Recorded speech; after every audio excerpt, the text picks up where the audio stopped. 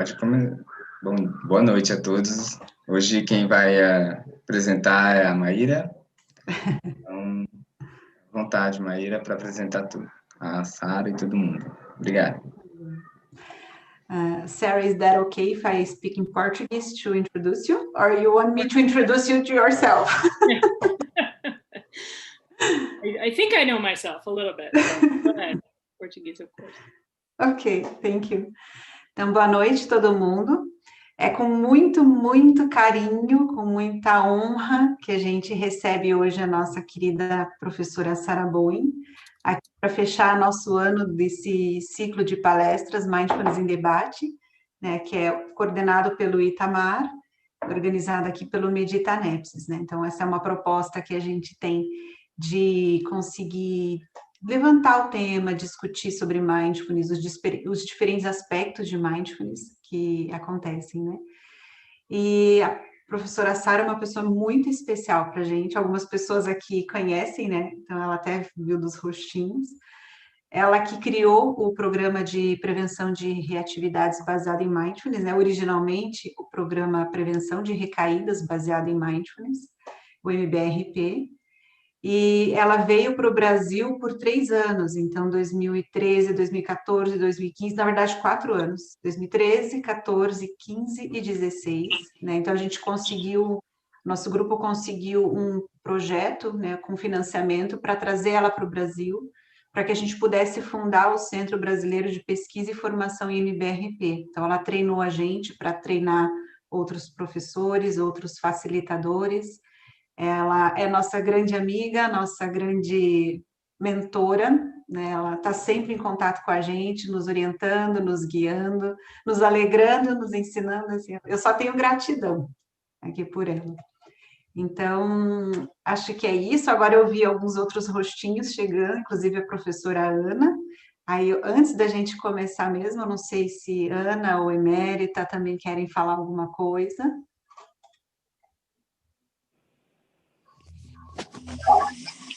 Obrigada, Mai, só agradecimento.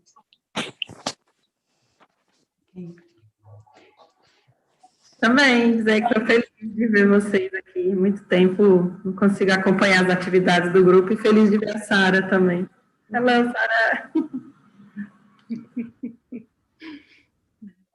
Ok, Dan. A gente vai fazer, então, essa palestra. Eu vou pedir para a Sara começar daqui a pouquinho. Eu sei que nem todo mundo se sente confortável para falar em inglês, daí eu e a Cris estamos aqui para ajudar. Então, se vocês quiserem escrever perguntas no chat, a gente traduz para a Sara. Se vocês quiserem falar em português, a gente traduz, não tem problema, fiquem muito à vontade.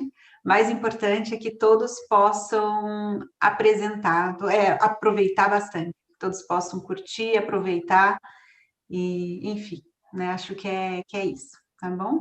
So, Sarah, thank you very, very much to be here with us today. It's a very special moment for us, as always, to have you with us. And as you know, I'm always telling you that. And it's great honor for us to have you here to close our year in these lectures. So thank you very much. And whenever you want to start your lecture and start this presentation, we'll be happy to listen to you. Obrigada, Maíra. Boa noite.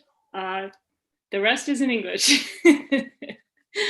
Boa noite. It's wonderful to see you all. It's really, I'm just so happy to see your faces. Many of you I know, of course, others I don't. And I'm realizing too, so many of you are so familiar with this program at this point that I feel like you already know everything I'm going to talk about tonight. So hopefully it'll be of interest anyway.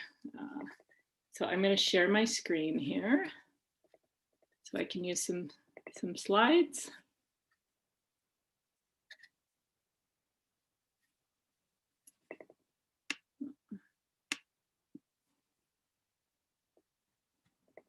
Okay, there we go. You can all see this, yes? Yeah, okay. So I have been talking about this program for many, many, many years. And it's each time I have an opportunity to do this, I get to sort of reconceptualize the program and what it is, what we're really doing and what this work is really about. And so this time when Maida asked me to write an abstract, I was in the middle of a sort of thought train about how this program is originally developed, of course, to help people not relapse following treatment.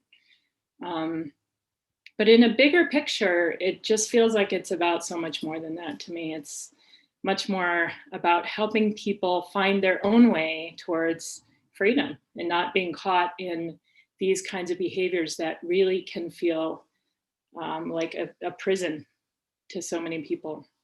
So that's sort of the frame I want to put on this tonight, is that this training is a path, potentially a path towards freedom. So what I'll cover, I want to talk about relapse cycles, why they happen, what's happening, why do we engage in behaviors that are harmful to us.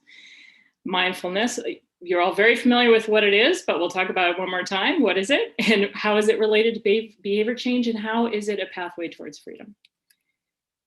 And then this program, as you all know very well, a way of integrating the ancient wisdom from the thousands and thousands of years of wisdom with the things that we understand today about behavior change. We'll talk about the program, of course, and a little review of the research. I think many of you are familiar with this, but we'll just sort of do a broad overview of the findings. Does that sound good? Yes, okay, great. So, as you probably know, many programs do have a lot of effectiveness out there. Substance use programs, both cognitive behavioral, 12-step, traditional 12-step, which is huge here in the States. However, there's also huge amounts of relapse. So people change their behavior, they're highly motivated, and they put everything they have into it, and then what happens? They relapse. 60%, up to 60% relapse after any kind of treatment, and half people in just 2 months. So I like to show this graph. This is from almost 50 years ago now, a study looking at relapse rate. These are called survival curves. So it's basically people start, 100% abstinence, and then by month 3, they're way down to only about 30-some% abstinent, and then it continues to go down. And you can see that huge drop right away. This is 49, 50 years ago. So hopefully we've learned a few things. Okay, well, here's 20 years ago, looks pretty similar. And then we look over the years here and we just see, as we go through time, these same kinds of patterns across many different substances, across many, many decades. So clearly there's still some thinking to do and some work to do here. So how can we better understand what's happening here? Addiction, relapse.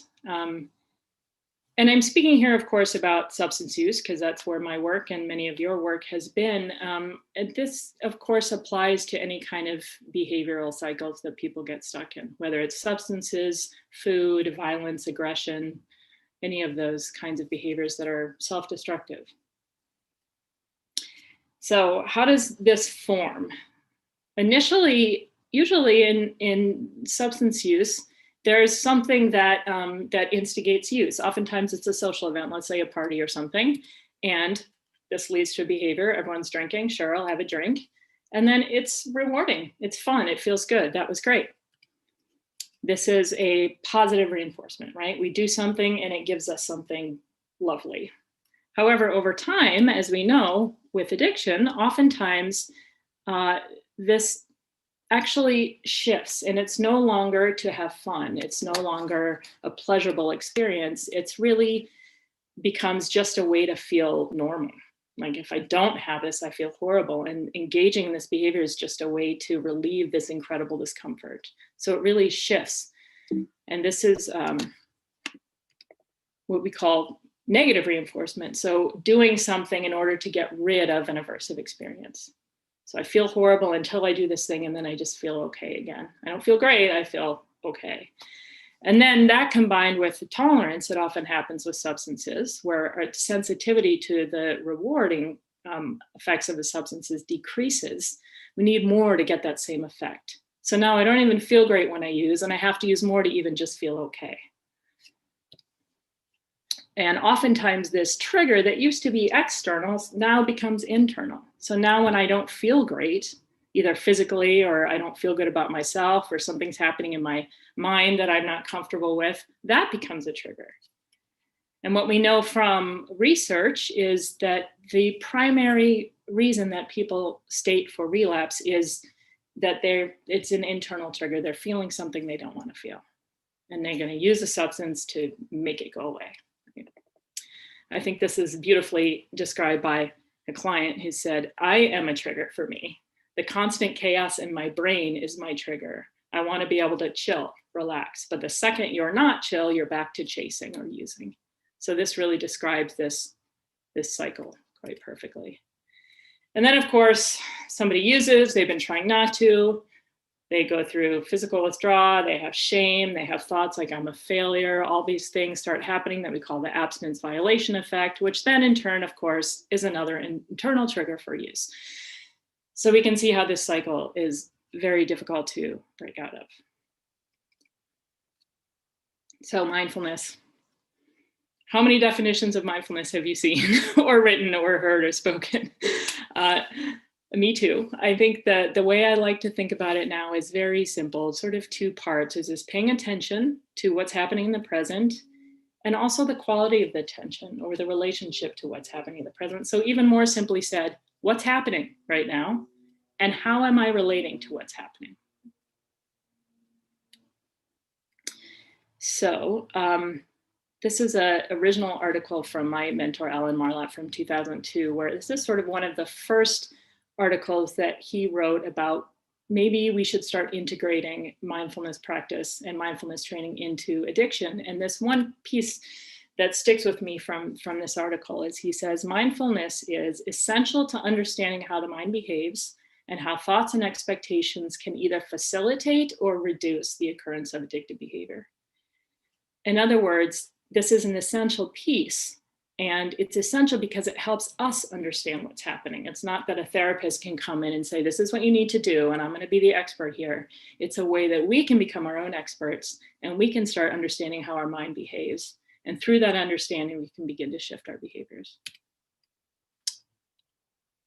So behavior change, this is where I think the Buddhism comes in with a Western understanding of behavior. So when we think about behavior change from a Western behaviorist point of view, our default mode, or what we do if we're not really paying attention, is to just automatically, habitually avoid something aversive, right? If you have an itch on your face, you scratch it.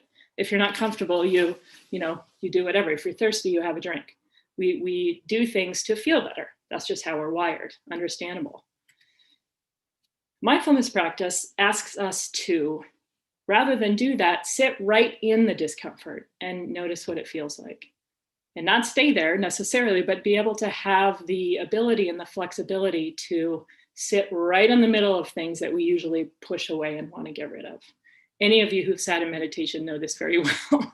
So instead of just scratching the itch, you sit with it and you observe it. How does it feel? Or an emotion comes up, and instead of doing something to feel better, you sit right in the middle of it and notice it and see how it actually feels in your body and in your mind. It can be very uncomfortable.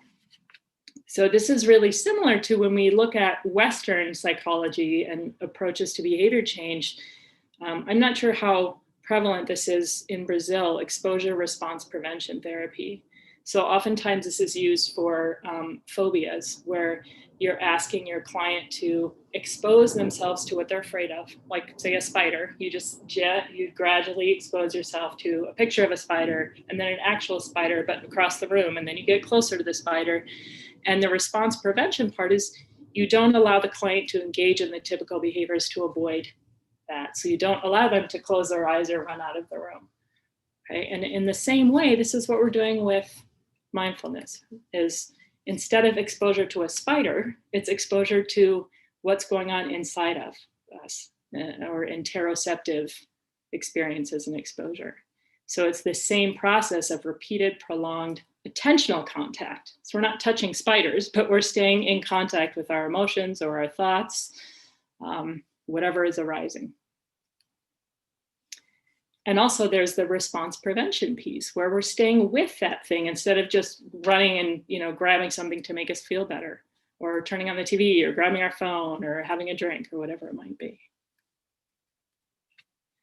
And in this way, in the same way that exposure response prevention traditionally, like with phobias and such, shifts behaviors, the same process is happening here internally, where we're interrupting these previously habitual or kind of automatic responses, where it's, you know, it's stimulus response, and we're saying, okay, stimulus, sit with it, sit with it, sit with it, choose how you're going to respond. So I think that it's just a beautiful overlay of the Western behaviorist scientific approach to behavior change and the wisdom of Buddhism. And as you all know, there's practices we do here, and I just want to tie them to kind of what we've been talking about at behavior change. This raisin exercise, we've done it millions of times with the intention of shifting out of autopilot and also kind of making this less mystical, that we can just bring attention and step out of that automatic way of reacting or not paying attention, just bring our attention to something very, very simple. That's the beginning of the training, is what does it mean to bring your attention to something? In this case, something very neutral and boring. And then can we take that same kind of attention and bring it into our bodies so that we can start with a sort of interoceptive awareness and exposure? And then can we learn how to move our attention around our bodies so we have some say in where our attention is? Then we bring that same kind of awareness to things that are even less tangible, like our thoughts or our emotions, bringing awareness to that. And then also practices, and hopefully woven throughout all these practices, is a sense of we're doing this all because we care about ourselves, about our own experience. So there's kindness. It's not a harsh training. It's kindness. It's understanding why we do things the way we do and why we have these patterns. And so when you begin to understand, you can't help but be kind, because we're all just doing our best, right? It's just that we get caught in these cycles because we're not sure how to actually make ourselves happy. So the program, again, I think if we go back to that initial definition, very simple definition of mindfulness, there's that first piece, which is what's happening. So we need to train our attention so we have some control over where attention is, and we have the ability to have it stay in one place, at least for a moment or two in time. And so these first sessions are really about training attention, awareness of the external raisin object, and then bringing that awareness into our body sensations. And we have to train to be able to do this. And then we bring awareness to thoughts, emotions, and the nature of thought and emotion and how they affect each other. And then in the second part here is this acceptance and action is how we talk about it in mindfulness literatures. From the scientific view, it's really exposure and response prevention. Accepting is being exposed to something and being willing to stay with it, right? And so these next sessions, we begin to practice pausing in the midst of something difficult, bringing some curiosity, understanding what our real needs are, staying with that to have a better understanding, doing that with some compassion and learning how to respond more skillfully. And ultimately, all of this is leading towards awareness of, and thus some chance of freedom from, these patterns, cognitive and behavioral patterns that get us caught in these cycles of suffering. Okay, so we also have, as you know, this process of inquiry. And more I see this as really the same process. It's the same thing that we're practicing when we're sitting in our own meditation, but we're now doing it with a client or dyadically in a pair. We're doing it out loud together. So there's the same focus on what is that direct experience? What's actually happening? What do you actually notice in your body, in your mind, in your heart? And then how are you reacting to that? These two pieces, what's happening and how are you with what's happening? Are you judging? Are you adding on to it? Are you trying to push it away? And in the original teachings and theory of where mindfulness practice comes from, these are differentiated as pain can happen in direct experience. Where suffering happens, of course, is in what we do, what our minds add on to it, how we respond to it. We're going to experience pain. We're sentient beings. That's part of being human. We feel pain. The suffering, however, we have some choice over. The Buddha said, pain is inevitable and suffering is optional. So when we hear a client say, you know, I can't, after a meditation practice, say a client says, I can't do this. That sounds like, oh, okay, that's a reaction. That's a piece of suffering. That's something that the mind has added on to the experience. So we might ask as clinicians, well, what happened before you had that thought? What were you reacting to? Oh, well, my knee hurt and I was just really restless. I can't do this. So we're learning now to differentiate between the actual experience, what happened, and what our mind immediately says about it. So that in life, out in the world, if the thought comes up, I can't do this, I got a drink, I can't handle this, we can begin to ask ourselves, wait, okay, that's a thought, that's a reaction. What actually is going on here? Oh, I'm feeling a lot of pain physically and emotionally. I'm in a lot of distress and I'm having a thought in reaction to that.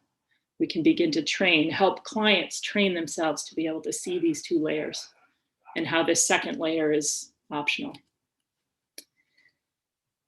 Urge surfing. Okay, so what are we doing in urge surfing? I'm guessing everyone is familiar with this at this point, urge surfing to some extent. Excuse I have many barking dogs in the background. My apologies if they're disrupting this. So urge surfing, what are we actually practicing? I think that this is, this practice, and we'll go through it at the end of this, but is really at the heart of this program. And if we can look at what we're practicing here, we can conceptualize it as there's a certain intensity and when we feel reactive or when there's any kind of urge to do anything or any kind of emotional or physical discomfort. And that feels like it increases over time until we do something to stop it, right? So dogs are barking, it's making me anxious, it's gonna get worse and worse and I have to go make it stop, okay? That's how it feels. However, we can learn to, okay, if I stop it, it'll make it go away. I can go make the dog quiet, it'll make it go away, everything will be fine. However, what we learn is if we can learn to just ride it out and stay with it, that, sometimes the intensity goes up and it feels really uncomfortable, but then eventually it goes down. It doesn't stay intense forever.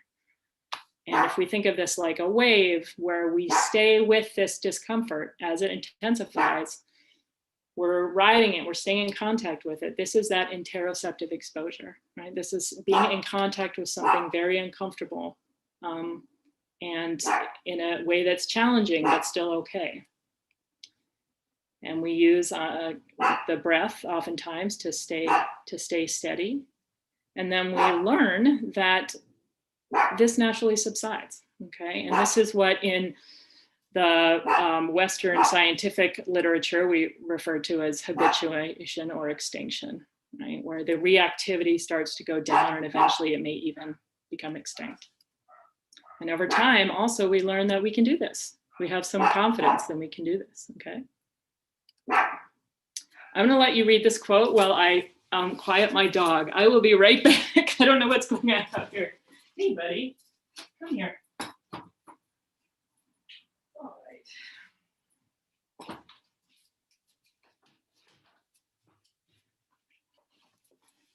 Okay, she'll be joining us.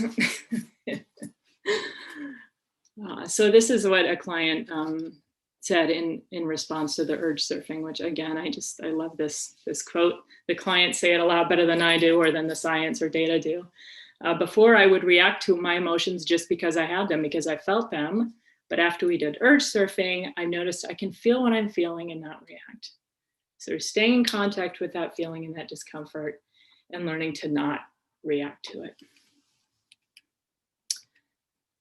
The same idea here with the sober space is that we're initially learning to recognize this tendency to be reactive, right? It's automatic, it's what we do. We're learning to, instead of being fixated on that, bring our attention inward and observe what's going on and how am I with what's going on.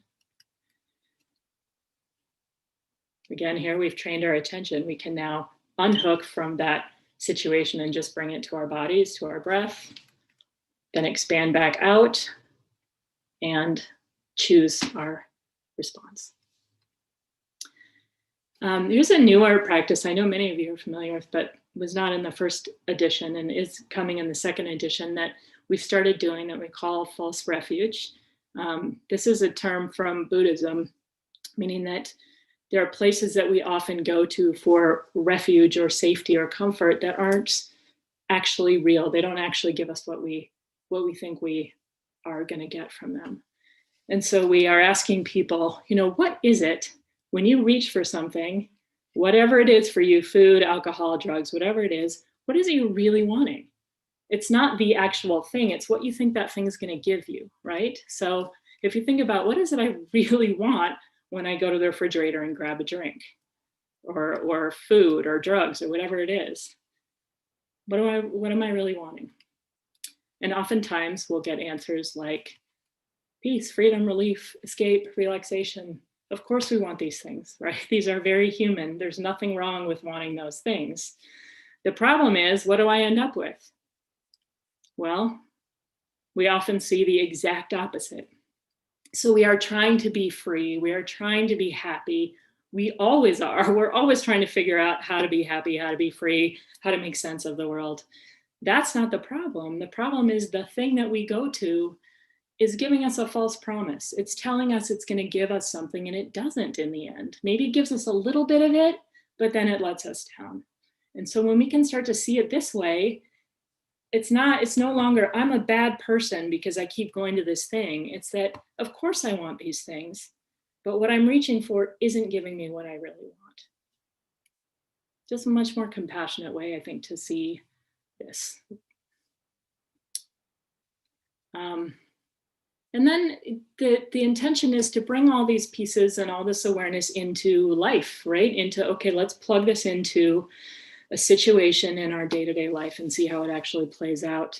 So we do this with the relapse cycle.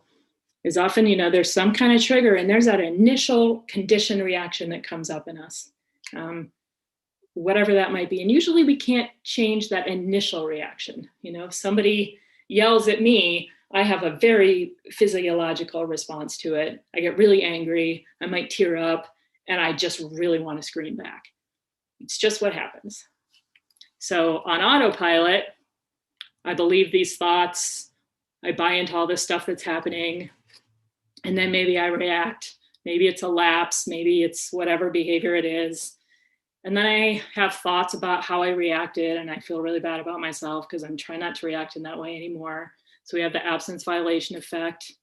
And then I buy into that. I'm a really horrible person. I'm trying to change and I can't. And we get stuck in this cycle. However, if after that initial reaction, we can learn to pause, we can observe the reactivity, like, oh, I'm feeling really reactive right now, and I'm really angry, and there's these thoughts and these incredible urges, and I'm going to observe them and stay with them. And then I'm going to choose how I respond. Right. So, well, examples, yes. The sessions too, again, we're all familiar with the sessions, I think. I'm very familiar with the sessions. And as I continue to do this work, I again start to just see the program a little more clearly and what we're actually doing here. And I think these first sessions are really about increasing our awareness, learning what awareness even means, and being with whatever's happening. So these first 3 sessions are really about that. And then we move from that into, how do we put this into action in our lives? Great, I'm aware, I can be with, I understand what that means. Now, how can I plug this into my life? And that's where these next sessions really come in. And then finally, how can this be sustained? Anyone with a practice knows that it's easier not to practice, and it's hard to keep up a practice. It's hard to make any change in life. And so how can we sustain this better? How can we support that?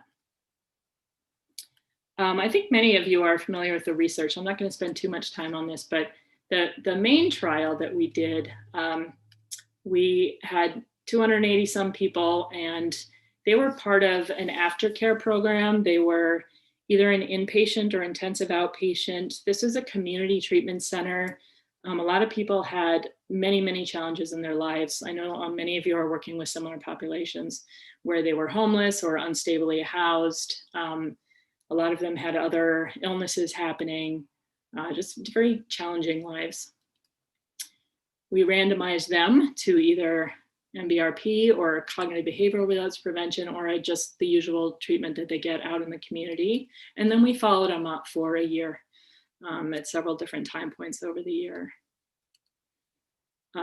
We lost a lot, of course, due to attrition. Anyone in research knows this very well. It's a very difficult population to retain. We were happy to retain 72% after a year. Not ideal, but that's kind of what numbers look like in this population. And what we saw is if we look at the time to first drug use here, again, this is a survival curve. So you can see the MBRP, I'm pointing, you can't see what I'm pointing, but here, wait, there we go. The MBRP in red, you can see that they maintain their treatment gains a little bit longer at 12 months as compared to the relapse prevention and treatment as usual. And we see the same kind of pattern here, but even more so in terms of heavier problematic drinking, where you can see the MBRP folks are able to really sustain those treatment gains over a year, whereas the relapse prevention and the treatment as usual drop down quite significantly after a year. So there's some more ability to say, because in the beginning here, they're all maintaining gains, and then something happens where these groups start to fall off, but the folks in the mindfulness group are able to stay with it a little bit longer. When we look at, so that's whether or not people use, like the time to first use, right? Here we're looking at how much they use for people. So what's interesting here is if you look at 6 months, you see that 6 months after they finish treatment, you can see that both the cognitive behavioral relapse and the mindfulness folks are doing fairly well compared to the treatment as usual folks who are using quite a bit at 6 months. But then something happens here a year later, where all the other groups are back up using quite a bit, except the people in the mindfulness group. And you see the same kind of pattern here in drinking than we do in drug use, where 6 months, both of the RP and the MBRP are doing well, but then at a year, people in the RP condition go back up to problematic use levels again. So we don't know why this is. I think it's because many of the treatments for substance use really focus on very specifically problematic behaviors around use and how to avoid people you used with, how to, it's very targeted towards use. And oftentimes people don't get to practice those skills very often because they don't come up very often. And also over time, those triggers might change.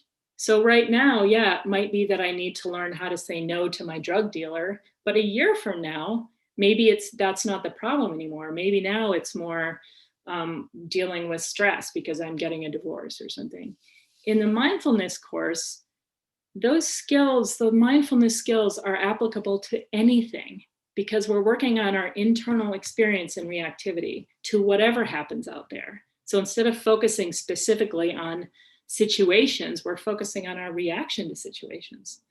Something we can practice every day and get better and better at, more and more skilled, and also something that applies across any situation. So that's my hypothesis for why we have those sustained treatment gains, but we don't really know. Okay, so there's been several other trials too since that initial trial. I won't obviously go over all of them, but one other colleague, many of you know, Katie Wickowitz did, where it was a residential treatment center just with women. And this was a rolling format. So, as you know, MBRP was designed to be 8 weeks closed cohort. You start in week 1 and you go together as a group through week 8. That's not always feasible. There's so many treatment centers where you just have so many people coming in, you can't make people wait. And so people have been working, and many of you have, with a rolling format where anyone can come in anytime. So this was a trial looking at that format. And they found very similar things here. This is just baseline and a 15-week follow-up.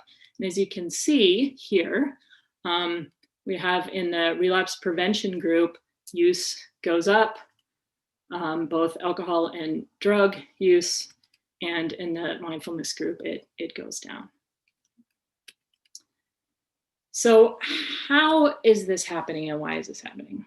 Little bit of data, if we put it all together, data from a few different studies that have some idea about how this is working. So as we were discussing before, there's this initial trigger, whether it's something external or it's something internal, like an emotion. And then that often leads to a craving. I want to make it go away. Like I feel something, it's really uncomfortable. I want a drink, right? And then I drink. Okay, this is a usual cycle here. So our points of intervention are either here between like the trigger and the craving, or between the craving and the actual engagement in behavior. We can target both of those in this chain. And there is some data suggesting that both of these points are being affected. One study that showed that this relationship between internal discomfort, in this case it was depression, and craving was weakened after people took MBRP. It was not weakened in the control condition. We didn't see that. And then here we see another study that looked at the more people were practicing, the more they engaged in both formal and informal practice, the more they were able to not react to these cravings and urges when they did arise. And then again, better than the data or I can explain, we have a client talking about this process. So I paused and watched my breath. The urges and thoughts would keep poking their heads up. So the urges are still happening, but they got quieter and weren't as big of a deal. I sat until I felt like I didn't have to act on these thoughts and feelings. Finally, I saw the situation clearly. I could make a different choice. Also, we've been looking at who this is most effective for. You know, is this program really for everyone? Probably not, but who is it best for? And what we're finding is, and I won't read through all these, but you'll see a pattern here, is that people who have co-occurring psychiatric issues, so depression, trauma, anxiety, tend to actually do better in MBRP. So there's something about that, and maybe it's the, you know, people self-medicating, people learning to be with their discomfort, their emotional discomfort, and not use. So those folks seem to be helped the most, and the more severe people, so people with more severe substance use symptoms and higher rates of depression, anxiety, do better than people with just substance use disorder. So it's interesting. There's something about people maybe who are self-medicating that discomfort that seem to do well with this. All right. I just want to end with this quote here. Again, clients always say it better than I can, or the data. After a course, this client, I feel like I've gotten a lot of acceptance and compassion towards myself. You can't change how you're feeling. I mean, there are things you can do to better it, but there's a lot of things you just can't change that you're really programmed to do. And mindfulness keeps you aware of the programming, our own body program, you know, and I like that. So I love this because she's talking about how there are these initial reactions that we get. We're conditioned, we're human. These things aren't the problem. These urges aren't even the problem. There's a lot that we can't really change because we're programmed or conditioned this way. At mindfulness, we become aware of that. Oh, okay, yeah, I'm having this reaction and I understand it. I understand why it's happening. I understand I don't have a choice, but I can maybe choose how I react to it, right? Not add on even more suffering to this. So I can be with the pain and not add on the level of suffering. And that to me is freedom. So thank you very much. And I am going to take the screen off here so I can see your lovely faces again. And at this point, if there are questions or thoughts, I may need some translation here. I understand about 1/10 of what you say in Portuguese, but I would love to just hear thoughts or questions at this point. Marcia, hello. Se alguém quiser fazer alguma pergunta em português mesmo, a gente traduz, viu, gente? Não tem problema. Se alguém tiver alguma dúvida, alguma pergunta. May I ask about the book you mentioned, Sarah? I saw it in August in Amazon that it was to be launched, the second edition, and I just saw it's postponed to March now. Oh. I'm glad I bought it there because the dollar has increased so much. I see it's almost double the price, so that's okay. And you mentioned about the refugee. What other changes are you bringing to the new edition? Could you talk about that? Sure. Much of the change is really just myself and our co-authors maturing a bit and learning more and being able to write a little bit, I think, more in a more informed way about what we're doing. There are a few added practices, false refuge being one of them. And there are a few things that we've taken out that we've found that aren't as helpful. And I think the inquiry process, we've learned a lot ourselves and in doing trainings over the years about how to conceptualize that in a way and describe it in a way that hopefully is a little bit clearer. People seem to have a hard time with inquiry, and I understand why. So our writing about that has shifted a bit. I'm trying to think, I feel like there's one other practice we added, and off the top of my head, I can't think of what it is other than the false refuge. Forgiveness, maybe? You know, we put that in as an option. You know what else we did is we added a third section, which is where I talk about all of you a little bit too, which is what we've done and what people, colleagues have done in terms of adapting the program. So we talk about the rolling and give an outline of, a way to do the rolling groups. We talk about a shorter, like a 6-week version versus the 8-week version. We talk about some work people are doing with trauma and working with trauma populations, working with incarcerated populations. And then we give a bit of update on the research. And then we also give a tool to help people either for supervision or for research. We call it the fidelity measure to help, if you're listening to sessions, as a supervisor, to help kind of gauge where people are with this and where they might need some more work or attention. And the cover is different. Thank you. Yeah, and I didn't know it was delayed. So I'm sorry about that. Maíra? Simone, please. Eu queria vou fazer em português mesmo. Eu queria fazer uma pergunta. Quando a gente faz um programa de 8 semanas, a gente tem uma sequência. E como que funciona o grupo, o rolling? Que as pessoas vão entrando e saindo. Como que é organizado a sequência? Porque as pessoas entram e saem, então não pega da sessão 1 até a sessão 8. Como que funciona isso? So Sarah, she's asking about the structure of the rolling groups, because we usually had this, and you showed us that increasing process. We start with focus, establishing our focus, and then we go to other kinds of constructions in the process. So she is asking about this structure in the rolling group, since we don't have a beginning and an end. If you could explain a little bit more. Yeah, that's a great question. And I think that is what's really lost, is that it becomes a very different journey for people because it isn't building in that same way. And this is a colleague, Katie, my colleague Katie Wickowitz, one of her graduate students has worked on this and did his dissertation on this and I believe he's going to publish it eventually, a program that each session starts with what he calls a mindful check-in. And it's basically checking in with what's happening in the body, what's happening in the mind, what's happening with emotions. So every session starts with that. And then they have a main theme. So it might be, one week might be working with craving. Another week might be the relapse chain. So it's sort of the same pieces, but they're presented independently of one another.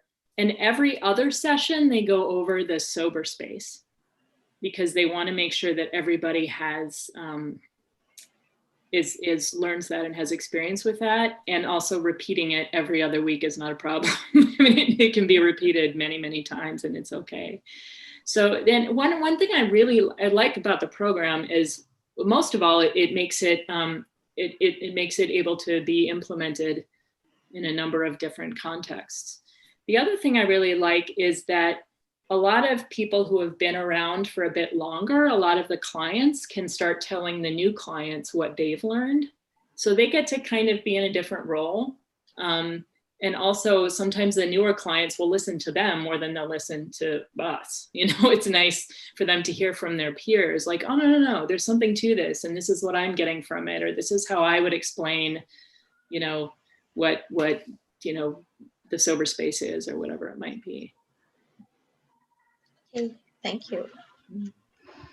That's our experience here too, Sarah, with the rolling groups. And people are glad that they can have people coming so they can see, oh, this is how I was. And those who are coming feel welcome during the group, for those who are for a longer time. And also, one of the things we keep asking ourselves is about the 8 weeks, because it's a long-term process to develop the substance use disorder. It's a very long time process with lots of changes in the path of the brain even. So if it's a lot of change to do in only 8 weeks. And so they keep asking for more. And in most of our outpatient treatment centers here, they have these activities. They are for month and month coming to the treatments. So it's very possible for us to do that here too. That's wonderful, Maida. The structure of our treatment is very different here. They try and make it as short as possible. And the idea, of course, of the program is it's only a start, and then the rest of your life is the rest of the course. And that isn't always realistic, as we all know, as I certainly know, as we need support to keep a practice going. And I think that having a longer period of time to work, as many weeks as you have, just keep meeting and keep doing it is wonderful. To not have it limited to 8 weeks if you have the luxury of having more time. Do it forever. Yes. There is also one question from Eduardo Farias in the YouTube. He asked, could MBRP be used on a workplace to help people who repeatedly have kind of overreaction against their co-workers? Yes. I think that, again, we're talking about substance use here, but that's one example of reactivity and one example of a behavior that probably in the long run isn't actually serving us very well. And I think any behavior that feels like it's somewhat out of control or somewhat reactive. Right now I'm working with law enforcement, and we're working a lot with aggression and anger, and it's the same program. And I know at my workplace, I use these practices a lot so that I can be a little bit calmer in faculty meetings and not blow up. So yeah, I think it really, it's a nice approach for any kind of reactivity, including anger, impulsivity. Absolutely. That's exactly what Itamar is looking for in his research. Wonderful. Great. Pode entrar, Gabriel. Go ahead. There's also, I think, just in working with anger or reactivity, there's, in the urge surfing practice, we ask this question, what do I really need? Or in the false refuge practice too, like, what is it I really am wanting here? It's often not the thing that you immediately go for. It's something else. You know, it's like, I want to be heard. I want to be respected. That's why I'm screaming at my coworker. You know, and so starting to recognize too what's underneath that reactivity. There's usually a need that isn't being met. That's can be really interesting and important to recognize. I have a question. Chris, you're still awake, Chris. Yeah. God. You spoke a lot about, and in your program, there is a lot about us understanding patterns and realizing our relationship with what is going on with experience, blah, blah, blah, blah, which is really nice. And then on the week 7, you talk about, I'm going to repeat what you put here. You put supporting and sustaining well-being. So I think my question is relating to that. How much, when we are teaching on week 7, do we actually put the focus on supporting and sustaining well-being? And how much we put the focus on realizing how we can't support and sustain well-being, if you know what I mean, our relationship with that, or people difficulties supporting and sustaining well-being. So how much focus do you put on actually supporting and sustaining well-being, and how much focus you put on teaching people that, well, it's okay to have difficulties, but mainly what I would like to have the feeling of is, how do we actually, you know, what is the how much emphasis we put on these two? Mm-hmm. Mm-hmm. Was I clear? I think so. And if I don't answer your question, you can tell me that I got it wrong. But I think, first of all, I think that it's more, as the whole course is, it's more an exploration than a teaching. So I wouldn't say, at least for me, that I'm teaching anything, really. It's more like, okay, we've done all this over the last 7 weeks. Now you've got the rest of your life.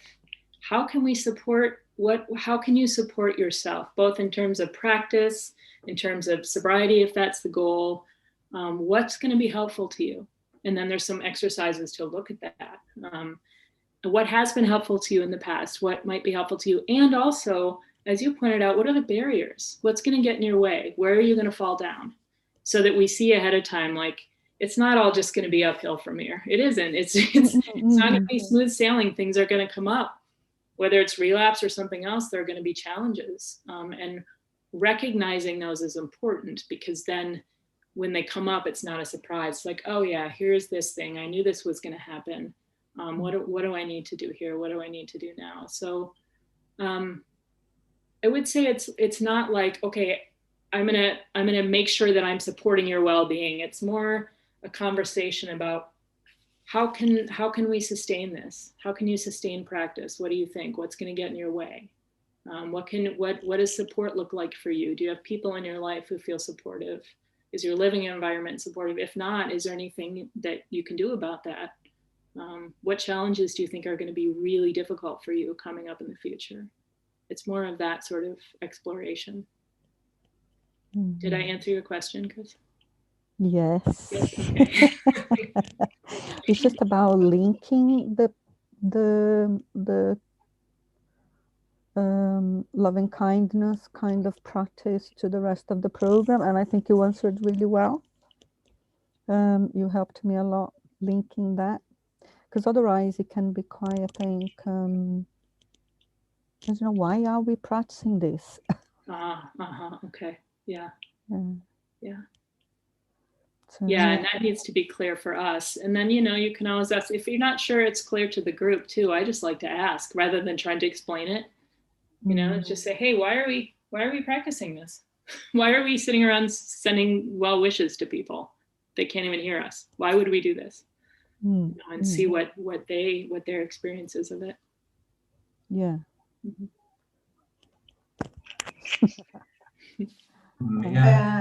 Gabriel. Sarah, my name is Gabriel. I'm a psychiatry student here in Brazil. Nice to meet you. You too. Do you think that these mental processes that you described that lead to decision making, do you think that these changes are more like an understanding of the mind, or more like a training of the cognitive processes, more like, you know, like working out or learning an instrument, to play an instrument?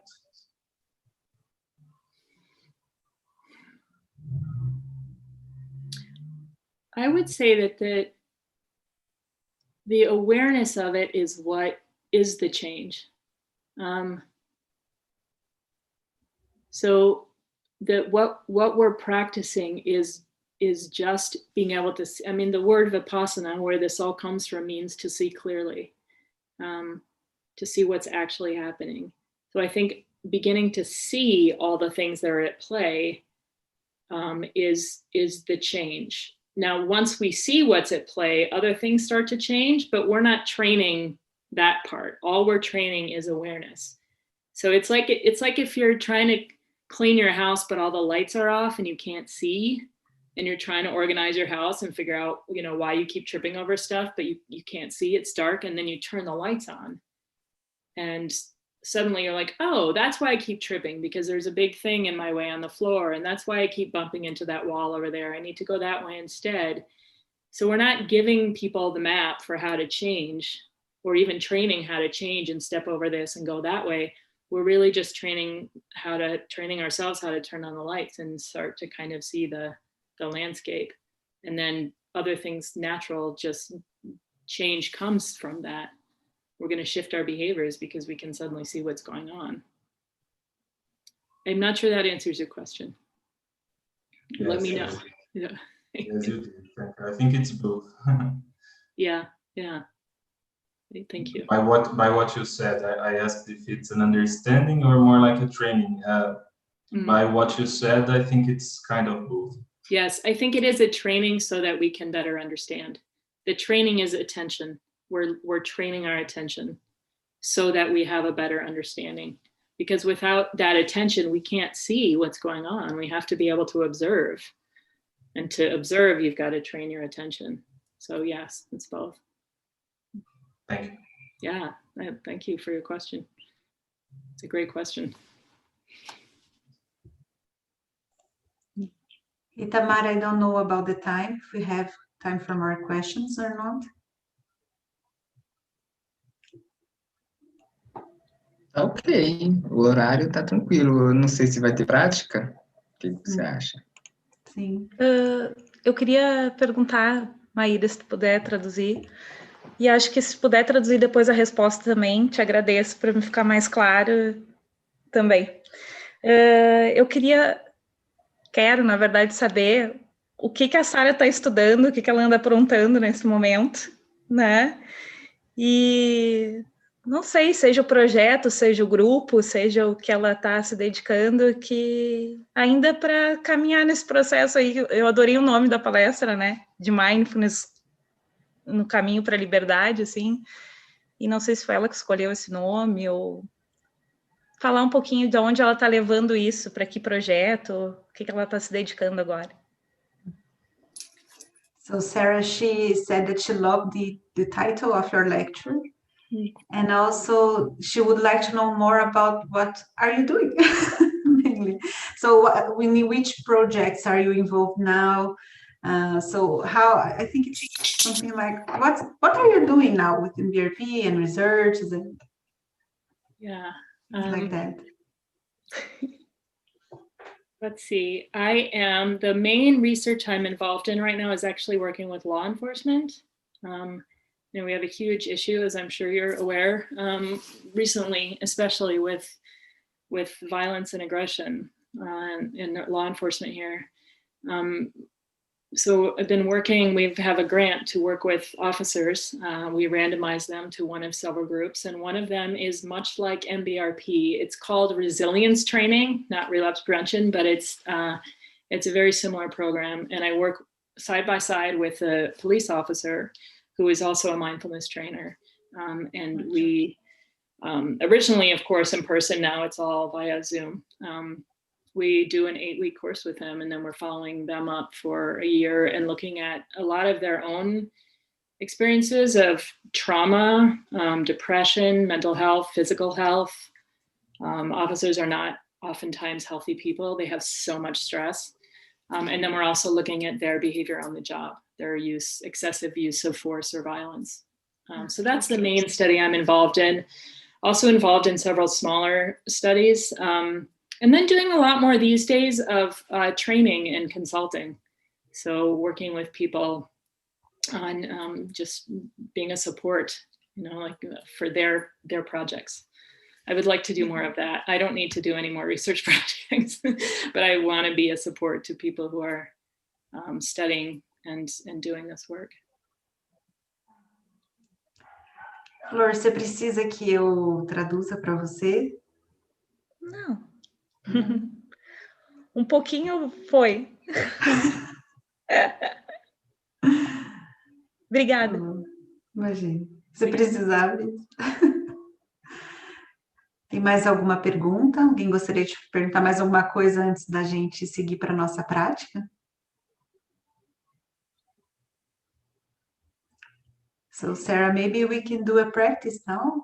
Would you lead us, please? Of course. Is there any, and you can either put it in the chat or tell me, any practice specifically that feels like it would be supportive right now? Or anything that you would just like to hear or do? Otherwise, we can just do a general kind of closing practice. But if there's anything like the mountain or the earth surfing or anything that people would specifically like to do, please let me know.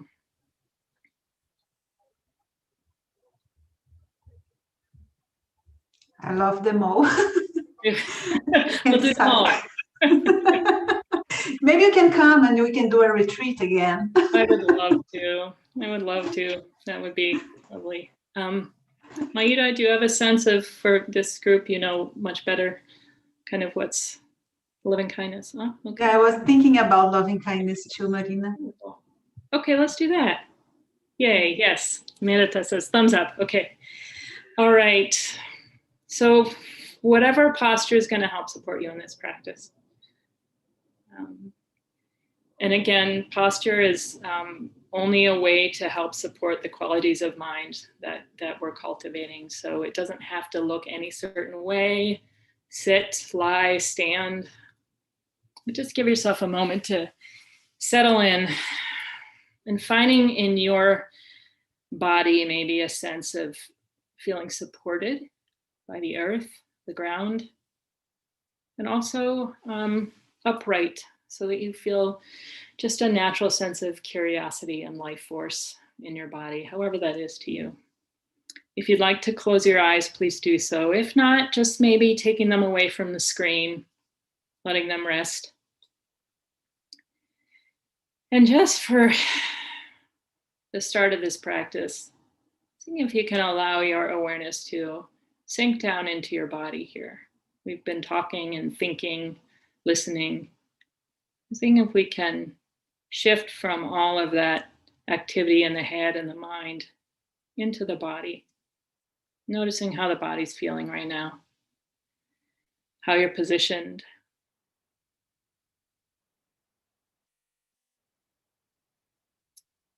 And when you're ready, perhaps just focusing on the areas in your body where you tend to feel feelings of affection or warmth. For some people, maybe that's the area around the heart. Maybe it's the arms, the face. Or maybe it's just an overall sense in the whole body. Just seeing if you can tap into that physical feeling of caring, warmth, kindness. How does that feel in your body?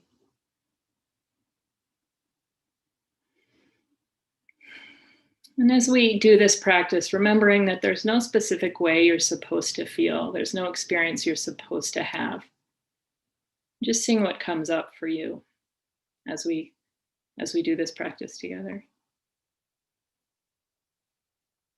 So bringing to mind someone that is just easy for you to love, a very simple relationship, a simple sense of love or kindness. Someone that perhaps when you think of this person or this being, you just naturally smile. This might be a family member, a friend, a colleague, a mentor, or it might even be a pet or a spiritual figure. It doesn't matter, just a being that you feel just easy affection towards. Maybe picturing that person or animal or being. And what would you most wish for this person? Happiness, safety, health. And just sending them some wishes. May you be free from suffering. May you be healthy, safe. May you accept yourself just as you are. May you be free. Whatever wishes you would like to offer, just spending a few moments silently offering these wishes to this person or animal or being.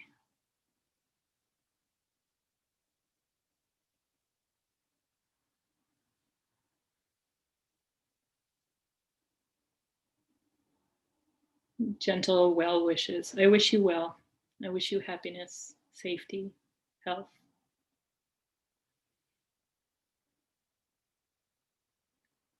And noticing how this feels as you do this.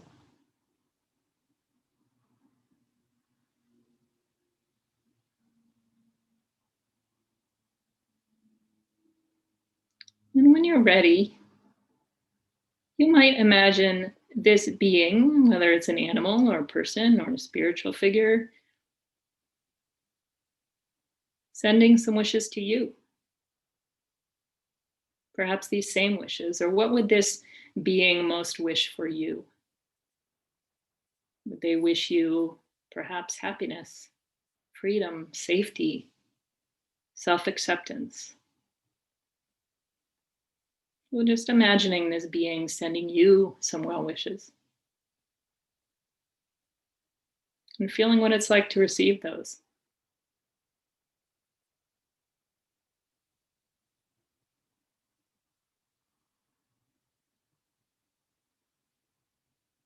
What would they wish for you? May you be happy, healthy, may you be safe.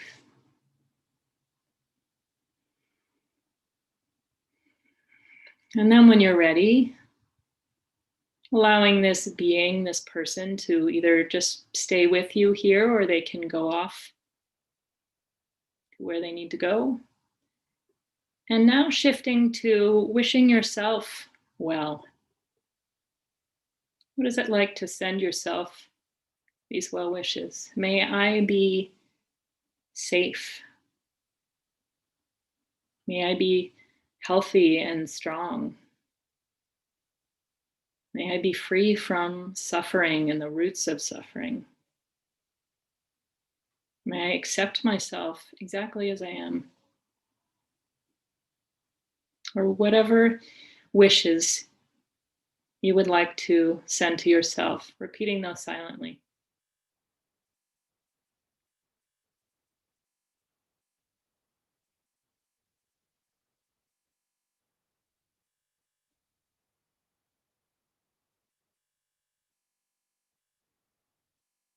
It might just be one thing or a few things, whatever feels right.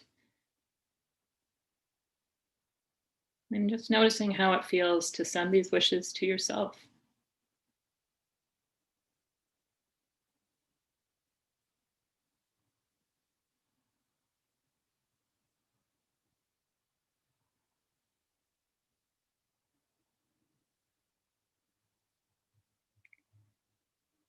And then when you're ready, perhaps bringing to mind some people who are in your life.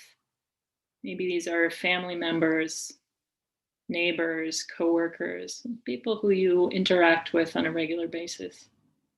Maybe seeing some of their faces.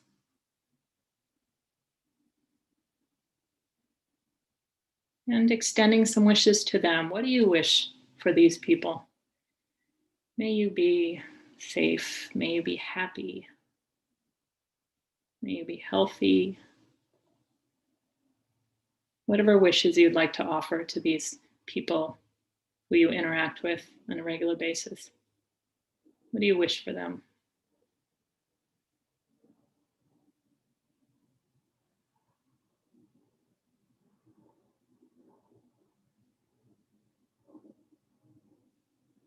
And notice your own experience. How does this feel? Extending these wishes.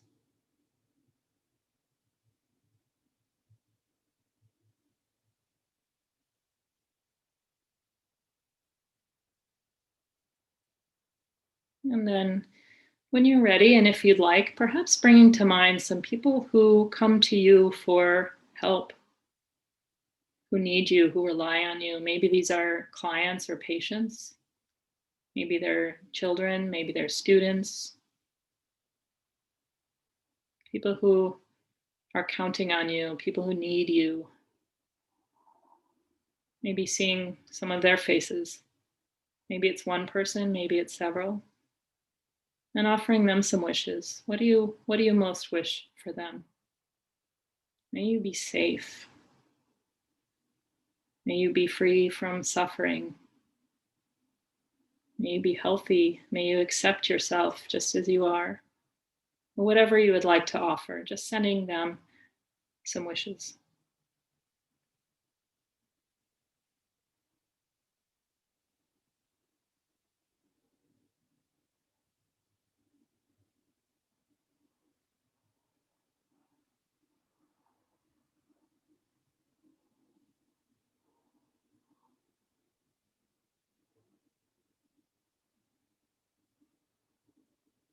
And finally, if you'd like, maybe just imagining this group here that we've spent the last hour or so with, people that you may know very well, maybe some that you don't know very well, maybe some new faces, some very familiar faces, and including yourself in this group. So may we be happy. May we be safe from inner and outer harm. May we be as healthy as is possible in this lifetime. May we accept ourselves just as we are. May we be free. And whatever wishes you would like to extend to yourself and the rest of this group.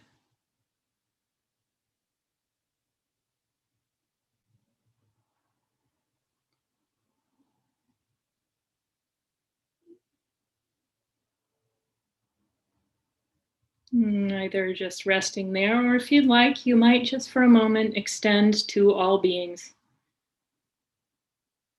all creatures, those we know, those we don't know,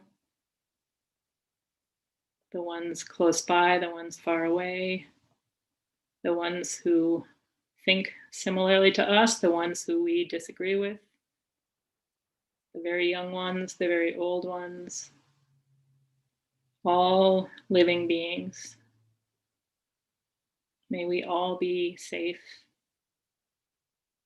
May we all be as healthy as is possible. May we all be happy. And may we find freedom in whatever way we can in this lifetime.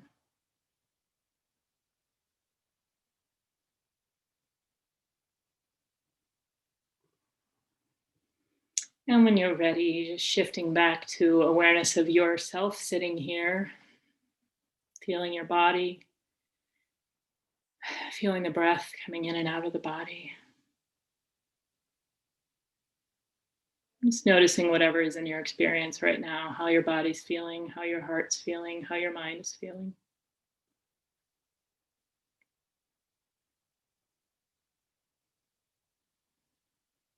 What's it like to just be for a moment?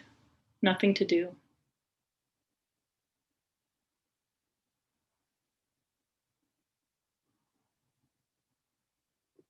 And as you're ready, just shifting, maybe taking a deep breath. If your eyes are closed, allowing them to open. You might stretch or move around a little bit as we come back into this screen where the group is.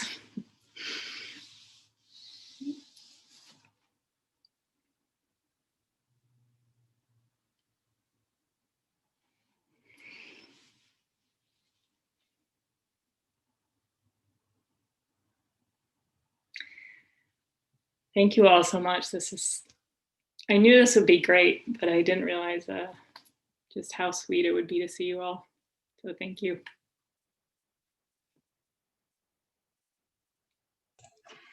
Thank you very, very much, Sarah. We are so pleased, so happy, and at least me, and full of love with them after all this meeting. So I'm really thank you for all this. My pleasure. Thank you for the invitation, and all of you for being here, and Chris for staying awake so late in the UK. Thank you, Sarah.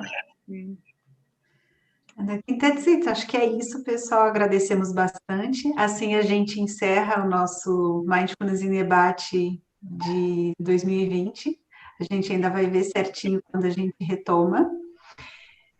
Gabi, que bom te ver agora que você tirou. Você não podia deixar de falar. Que bom te ver. E é isso, gente. Então, muito, muito obrigada a todo mundo. Sarah, thank you very, very much. I hope you stay safe and healthy. As everyone here too. Please take care of yourself, everybody. Muito obrigada. Thank you, Sarah. Thank you. Thank you so much. Obrigada, Sarah. Bye bye. Bye bye.